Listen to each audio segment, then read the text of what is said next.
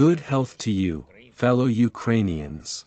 Today's morning in several regions and cities of our country was, unfortunately, spoiled by the characteristic sound of the Iranian shahids. But most of them luckily fell short of their intended targets, and that made our morning a little better today.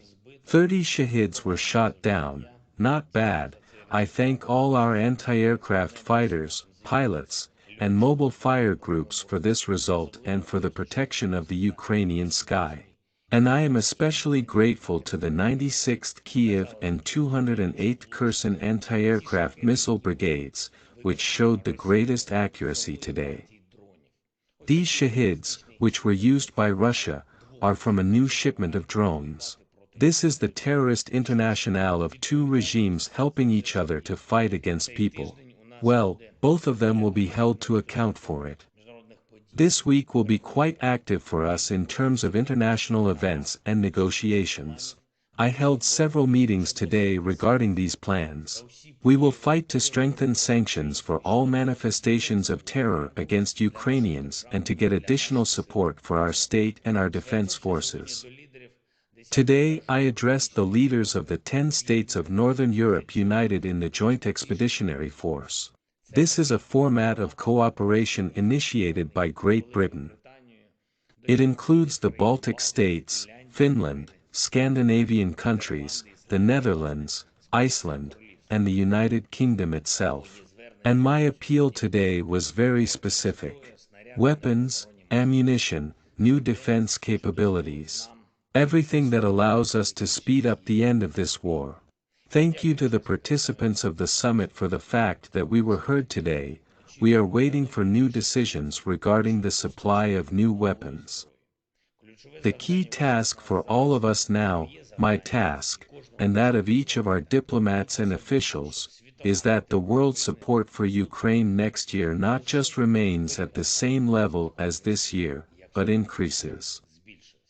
Precisely according to such indicators like strengthening of our defense capabilities.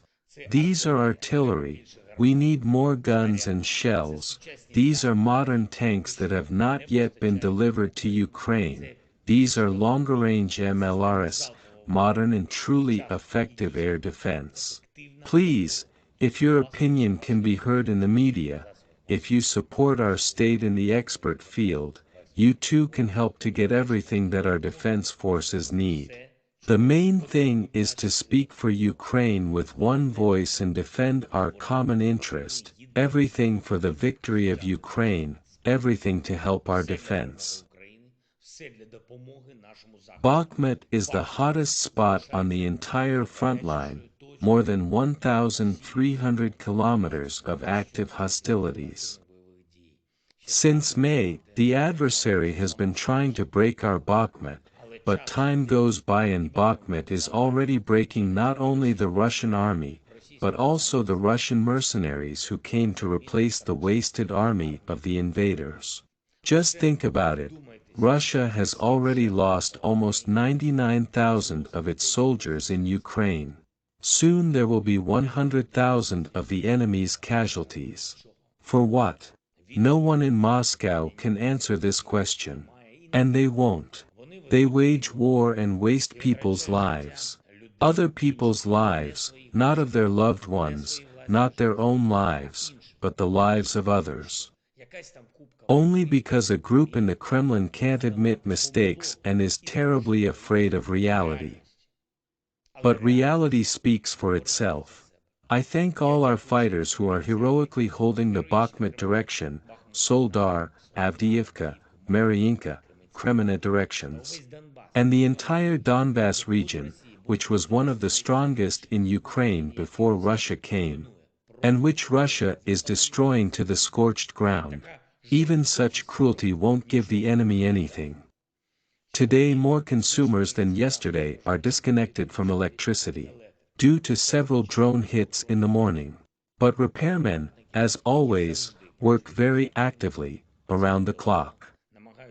They are trying to restore power supply as soon as possible, at least at the level that generation can provide. It will be done. And one more thing, which is especially important.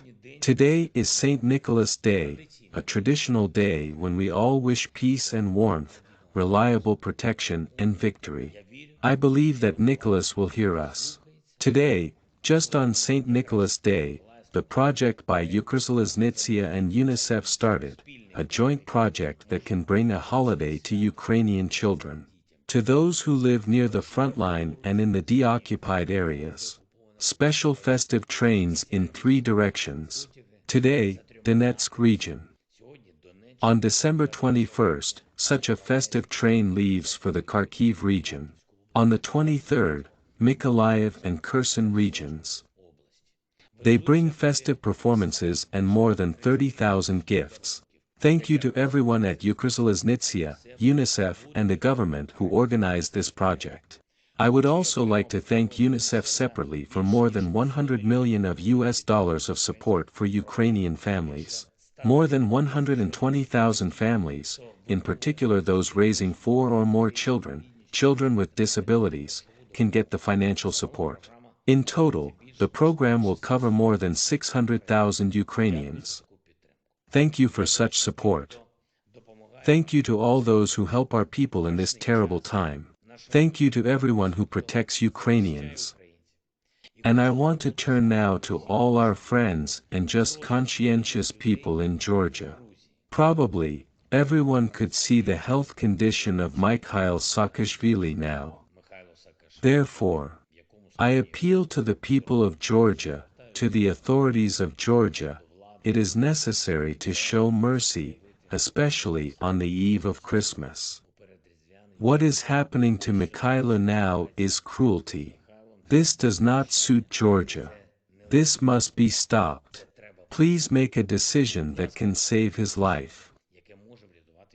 Transfer Mikhail Saakashvili to one of the clinics of Ukraine, another European country, America. It is high time to take this good step. Glory to Ukraine.